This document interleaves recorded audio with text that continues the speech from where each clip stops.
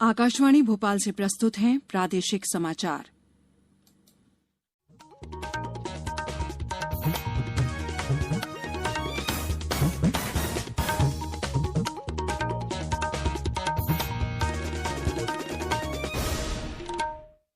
नमस्कार, समाचारों के साथ मैं शेख महजबी अल्मास। पहले मुख्य समाचार।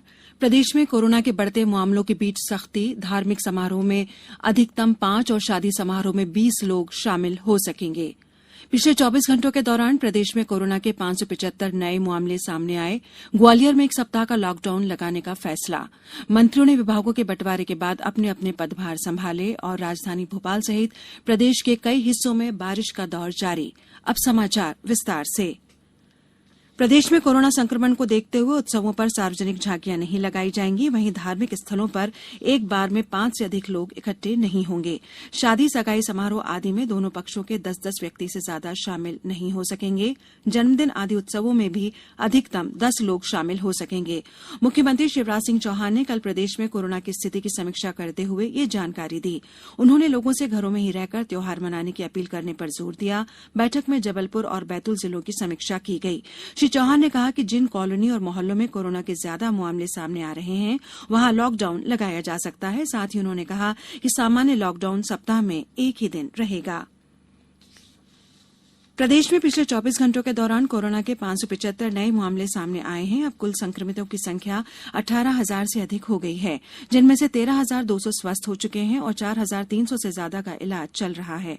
10 लोगों की मौत के बाद अब तक इस महामारी से 663 लोगों की मौत हो चुकी है। कल ग्वालियर में 110 नए मामले सामने आए। इसके बाद ग्वालियर में आज शाम से 1 सप्ताह तक पूरी तरह लॉकडाउन करने का फैसला लिया गया है। इस दौरान किसी भी तरह के समारोह का आयोजन नहीं होगा।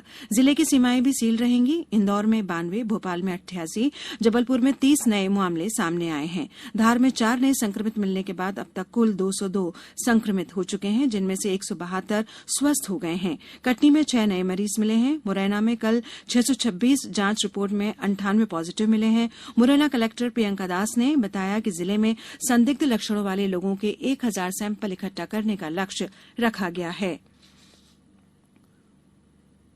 इंदौर जिले में कोरोना संक्रमण के बढ़ने के कारण रोकथाम के उपायों पर विचार करने के लिए कल जिला आपदा प्रबंधन समिति की बैठक आयोजित की गई।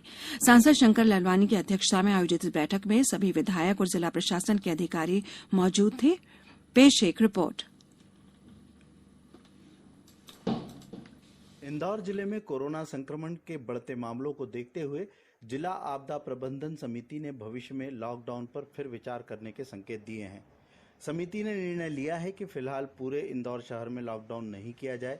अभी 1 सप्ताह तक कोरोना संक्रमण को रोकने के दिशा निर्देशों का कड़ाई से पालन सुनिश्चित कराया जाए। इसके बाद भी अगर स्थिति नहीं संभलती है तो अगले सप्ताह समिति इस मामले में उचित निर्णय ले। बैठक में फिलहाल चोइथराम मंडी और निरंजनपुर मंडी को 4 दिन, सिंधी कॉलोनी और जेल रोड के बाजार को 3 दिन तक पूरी तरह बंद रखने का निर्णय लिया गया। शहर के अन्य सभी बाजारों में अब दुकानें 1 दिन दाएं और 1 दिन बाएं के नियम के आधार पर खुलेंगी। शहर की सभी दुकानें अनिवार्य रूप से 8 बजे तक बंद कर दी जाएंगी। फल सब्जी के ठेले एक स्थान पर खड़े होकर बिक्री नहीं कर सकेंगे। नाश्ते की सभी दुकानों को शाम 5 बजे तक ही संचालन की अनुमति रहेगी। नियमों का पालन न करने पर तत्काल अर्थदंड वसूला जाएगा। आपदा प्रबंधन समिति ने पूरे शहर में अब प्रतिदिन आगामी आदेश तक रात्रि 9 बजे से सुबह 5 बजे तक कर्फ्यू प्रभावशील रखने का भी निर्णय लिया है। मनिंदर कुमार दुबे, आकाशवाणी समाचार, इंदौर। प्रधानमंत्री नरेंद्र मोदी ने कहा है कि भारत दुनिया की सबसे मुक्त अर्थव्यवस्थाओं वाले देशों में से एक है।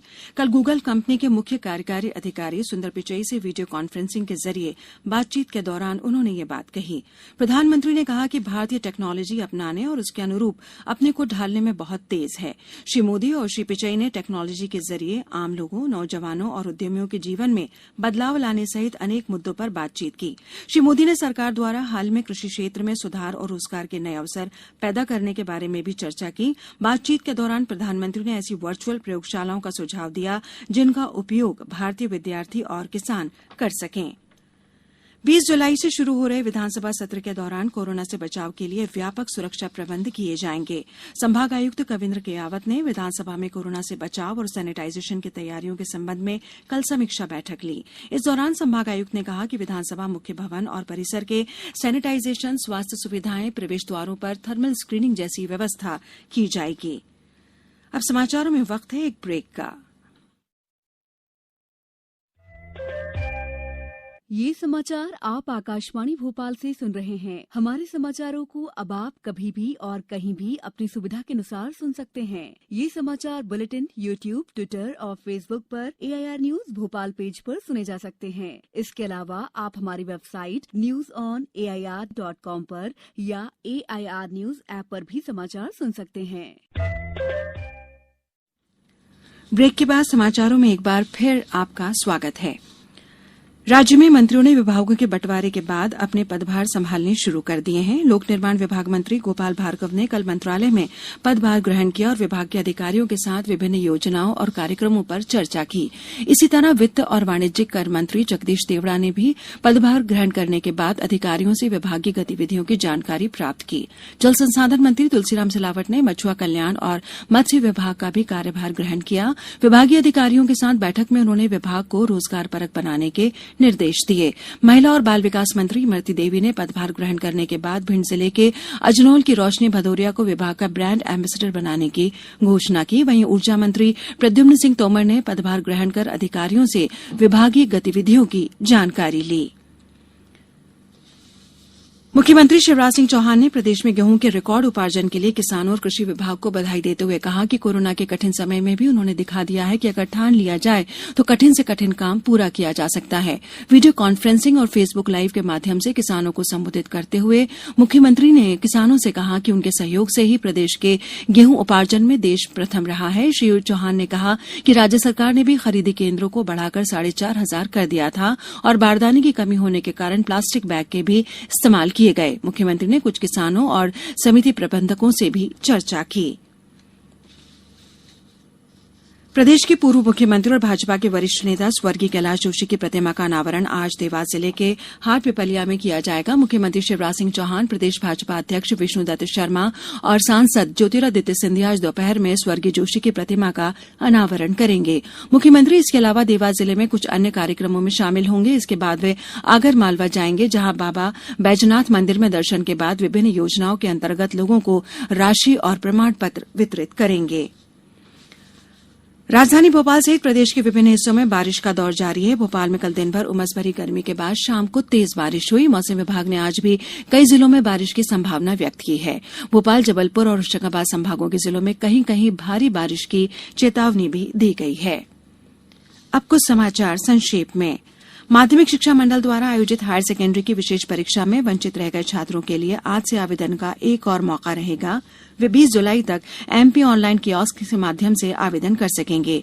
राष्ट्रीय बांस मिशन के तहत प्रदेश के किसानों को 50% अनुदान पर उन्नत गुणवत्ता वाले बांस के पौधे उपलब्ध कराए जा रहे हैं। शिवपुरी में कोरोना की रोकथाम के लिए कल से 7 दिन के लिए लॉकडाउन लागू कर दिया गया है। मंडला में कलेक्टर हर्षिका सिंह ने रेड क्रॉस सोसाइटी द्वारा संचालित वृद्धाश्रम का कल निरीक्षण कर व्यवस्थाओं का जायजा लिया। सभी जरूरी व्यवस्थाएं सुनिश्चित करने के निर्देश दिए। मुरैना में शहर के बीचों बीच कृषि उपज मंडी के निर्माण की योजना के अंतर्गत कल जिले के अधिकारियों ने प्रस्तावित निर्माण के लिए भूखंड का अवलोकन किया। अंत में मुख्य समाचार एक बार फिर। प्रदेश में कोरोना के बढ़ते मामलों के बीच सख्ती। धार्मिक समारोह में अधिकतम 5 और शादी समारोह में 20 लोग शामिल हो सकेंगे। पिछले 24 घंटों के दौरान प्रदेश में कोरोना के 575 नए मामले सामने आए। ग्वालियर में 1 सप्ताह का लॉकडाउन लगाने का फैसला। मंत्रियों ने विभागों के बंटवारे के बाद अपने अपने पदभार संभाले। और राजधानी भोपाल सहित प्रदेश के कई हिस्सों में बारिश का दौर जारी। इस बुलेटिन में इतना ही। घर में रहिए, सुरक्षित रहिए और सुनते रहिए आकाशवाणी।